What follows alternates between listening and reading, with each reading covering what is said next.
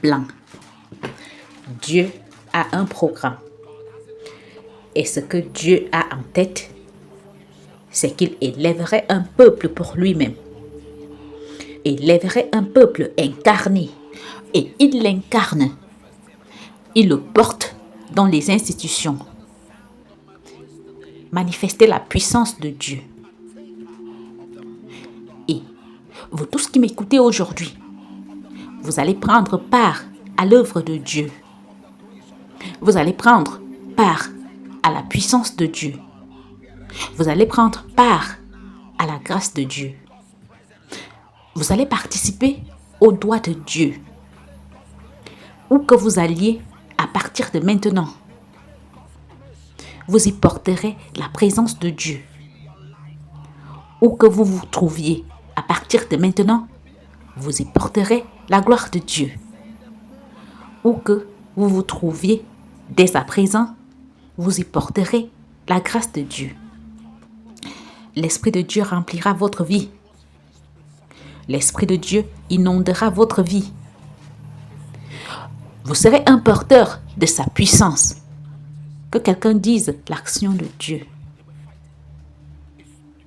Un homme appelé Moïse, à un moment de sa vie, a été confronté à quelque chose.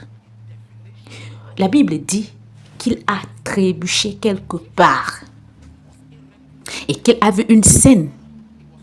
Il a vu un Égyptien en conflit avec un Israélite. Ils se battaient. Il s'est interposé entre eux. Il a vu l'Égyptien dominer l'Israélite. Ça, c'était la définition de sa vie.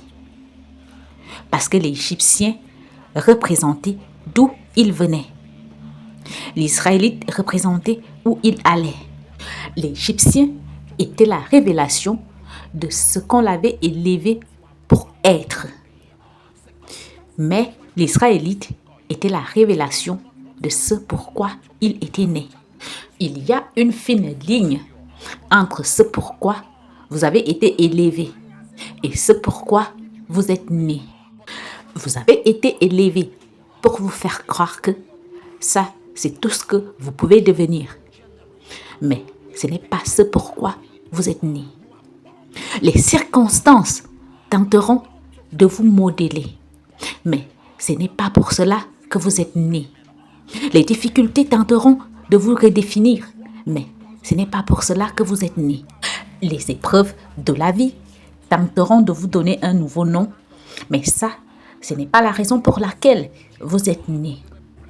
Vous êtes un sacerdoce royal, une génération choisie, un peuple à part.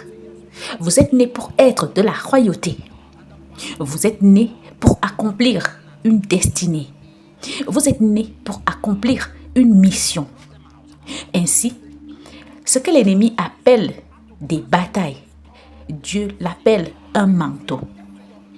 Savez-vous que l'Égypte était une terre de souffrance et qu'Israël était en Égypte, mais qu'il portait en lui la terre promise. Israël était en Égypte, mais il portait en lui la terre promise. Il a vécu 430 ans de gestation de la terre promise. Et la Bible dit que lorsqu'il était en gestation, il a atteint le terme. Quand Moïse les a fait sortir, c'était le terme. C'est pourquoi ils ont dû traverser un endroit appelé la mer Rouge. Car quand vous arrivez à votre terme, vous perdez les eaux. Et quand ils sont arrivés à la mer Rouge, ils ont perdu les eaux. Et c'est ainsi qu'ils sont sortis du lieu de servitude. Il y a une graine en vous. Vos combats ne peuvent pas tuer votre graine. Il y a une graine en vous. Les défis ne peuvent pas avaler votre graine. Vous avez une graine de grandeur. C'est pourquoi le diable a peur de vous. C'est pourquoi il vous lance des combats. C'est pourquoi ils s'en prennent à votre mariage. Car ils savent que s'ils peuvent s'en prendre à votre mariage, vous serez détournés de la mission de Dieu. Mais ils ignorent que toute chose concourt au bien de ceux qui aiment Dieu et de ceux qui sont appelés selon son dessein. Je n'ai pas honte de l'évangile du Christ, car c'est la puissance de Dieu pour le salut. Je ne suis pas ce que j'ai été formé pour être. Je suis ce pourquoi je suis né. Je suis un porteur de l'action de Dieu. Je suis un porteur de la grâce de Dieu. Je suis un porteur de la puissance de Dieu. Je suis un porteur de la vertu de Dieu. Je suis né pour être un porteur de la gloire de Dieu. Je suis né pour être un porteur de la puissance de Dieu. Rien ne m'arrêtera. Rien ne m'arrêtera. Ce sont des choses que l'œil n'a point vues, que l'oreille n'a point entendues et qui ne sont point montées au cœur de l'homme. Des choses que Dieu a préparées pour ceux qui l'aiment. Ce que Dieu a préparé pour ceux qui l'aiment. Il y a une mission dans ma vie. Peu importe les flèches qui vont vers moi. Nombreuses sont les afflictions du juste, mais le Seigneur le délivre de tout. Oui, de tout. Dieu vous fait sortir de cette affliction. Dieu vous fait sortir de cette lutte. Aidez-moi à dire à 5 personnes, je sors de là. Écoutez, la génération de Samuel était une génération où un prêtre appelé Élie était aveugle. C'était une génération où un prêtre appelé Élie était aveugle. Élie était aveugle dans cette génération. Élie est aveugle. Parce que ceux dont nous attendons qu'ils nous guident cherchent eux-mêmes leur chemin. Je suis désolée de dire que notre politique, les dirigeants n'ont même pas de ligne directrice. Ce qu'ils recouvrent, ce sont des suggestions. Les gens leur disent « essayez ceci, essayez cela ». Et c'est pour cela qu'ils échouent. Essayez ceci. Et c'est ce que certains d'entre eux ont essayé. Juste des suggestions. Parce qu'il vous manque une ligne directrice claire. Parfois, les gens me posent des questions. Pourquoi es-tu si lent à prendre certaines décisions? Et je réponds, parce que je veux trouver une direction. Je peux être très lent, ne le prenez pas personnellement. Vous me posez une question, je reste silencieux. Vous me demandez, mais pourquoi?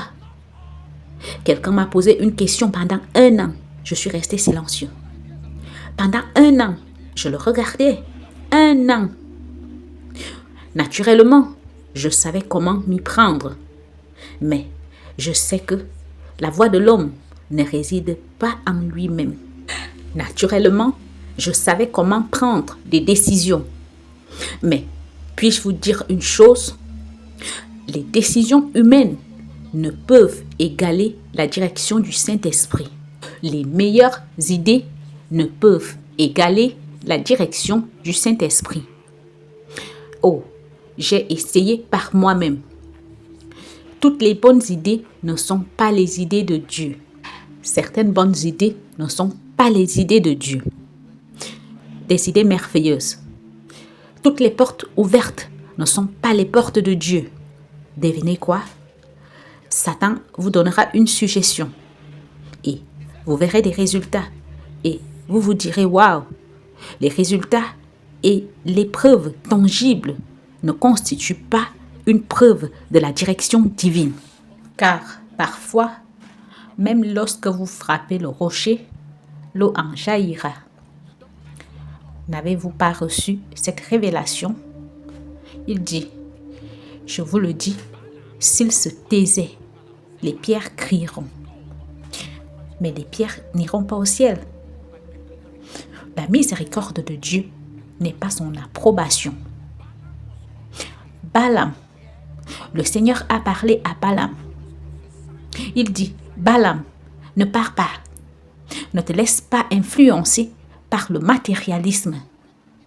Ne te laisse pas influencer par les graines pécuniaires. ne va pas maudire Israël.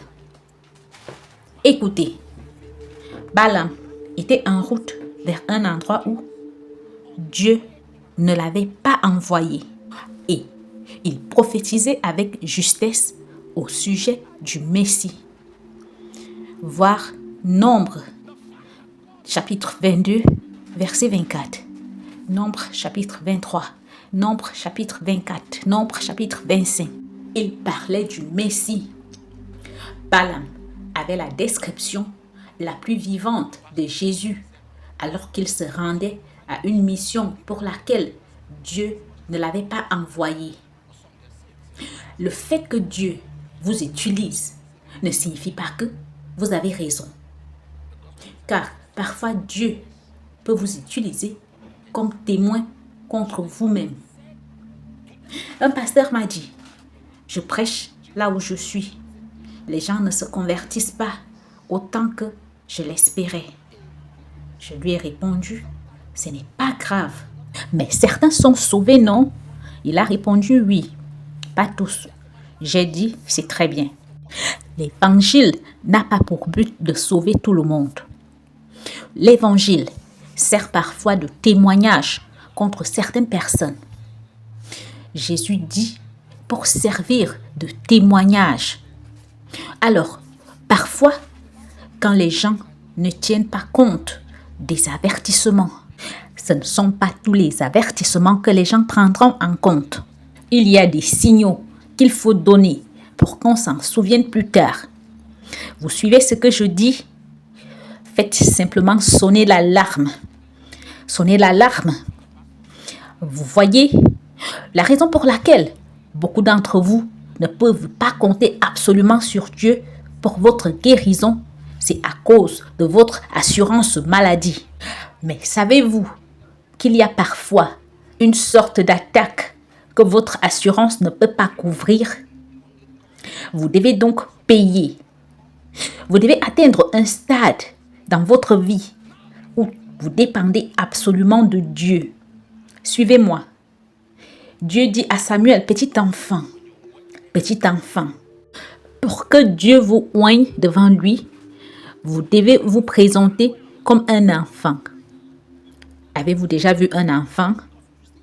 Innocent. Un enfant. Beaucoup d'entre nous sommes trop sophistiqués pour la touche de Dieu. Nous sommes trop éduqués pour être ouins. Beaucoup d'entre nous en savons trop.